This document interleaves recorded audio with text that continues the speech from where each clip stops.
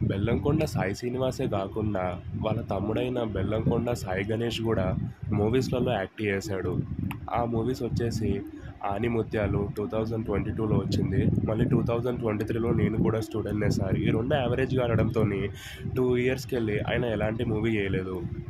And Bellamkonda Srinivas ఆయన first movie చేస్తున్నప్పుడు 'అల్లుడు సీను' మూవీ వాళ్ళ నాన్న పెద్ద ప్రొడ్యూసర్ కావడంతో ఎన్నో బ్లాక్ బస్టర్ మూవీస్‌కి, ఎన్నో హిట్ మూవీస్‌కి ప్రొడ్యూసర్‌గా పనిచేయడంతోని వాళ్ళ కొడుకుని హీరో చేయాలని చెప్పేసి ప్రొడ్యూసర్‌గా పనిచేసి 'అల్లుడు సీను' సినిమా తీశాడు. దానికి చాలా తక్కువ బడ్జెట్‌తో మూవీని తీసినా కూడా దానికంటే 10 టైమ్స్ తక్కువ కలెక్షన్ తేవడంతోని సినిమా ఫ్లాప్ అయింది.